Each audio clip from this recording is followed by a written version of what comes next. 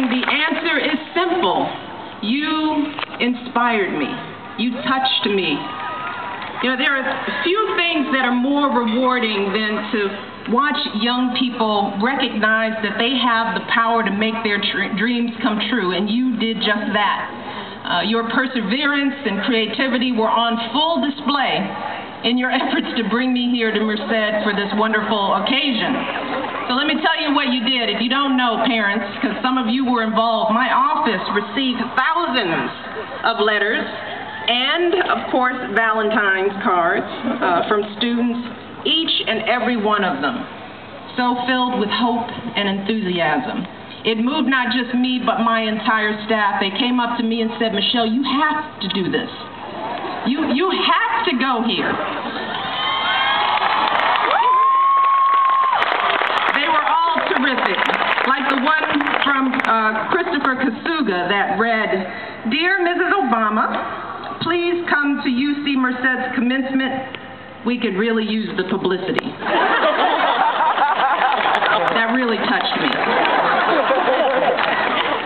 Or then there was one from Jim Greenwood who wrote, not on his behalf, but on behalf of his wife and the mother of his 2 children, who is graduating with us today.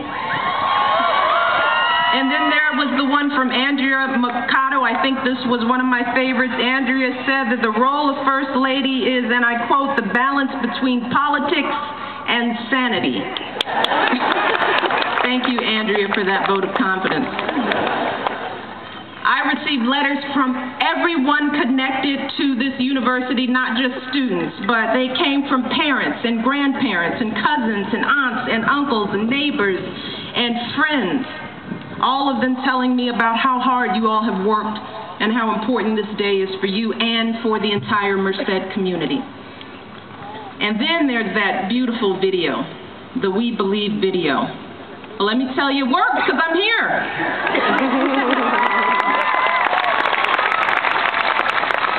And I want to thank in particular Sam Fong and Yasha Saba and all of the students who launched the Dear Michelle campaign.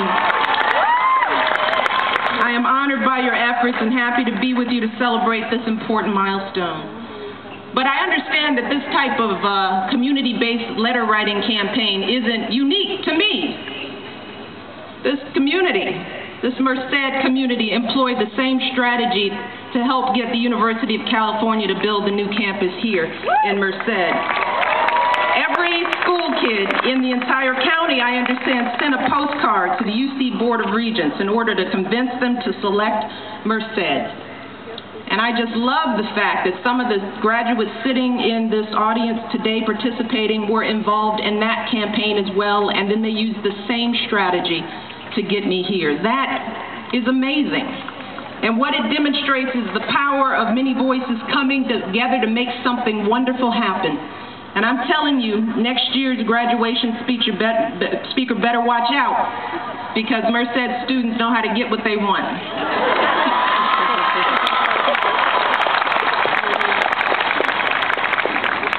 This type of activism and optimism speaks volumes about the students here, the faculty and staff, but also about the character and history of Merced.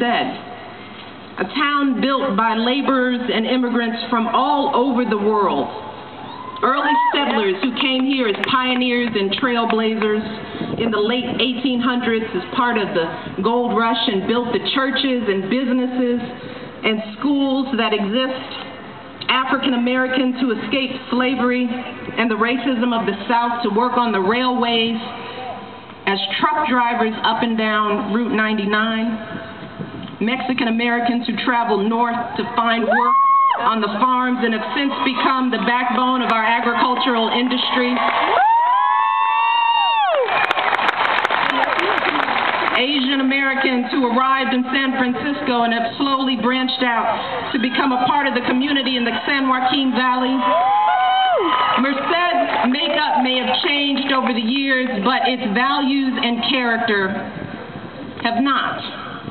Long, hot days filled with hard work by generations of men and women of all races who wanted an opportunity to build a better life for their children and their grandchildren.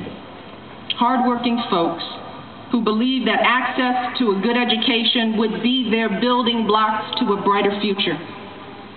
You know, I grew up in one of those communities with similar values. Like Merced, the south side of Chicago is a community where people struggled financially but worked hard, looked out for each other, and rallied around their children. My father was a blue-collar worker, as you all know. My mother stayed at home to raise me and my brother. We were the first to graduate from college in our immediate family. I know that many of you out here are also the first in your families to achieve that distinction as well. And as you know, being the first is often a big responsibility, particularly in a community that, like many others around our country at the moment, is struggling to cope with record high unemployment and foreclosure rates, a community where families are a single paycheck or an emergency room visit away from homelessness. And with jobs scarce, many of you may be considering leaving town with your diploma in hand. And it wouldn't be unreasonable. For those of you who come from communities facing similar economic hardships, you may also be wondering how you'll build decent lives for yourselves if you choose to return to those communities. But I would encourage you to call upon the same hope and hard work that brought you to this day.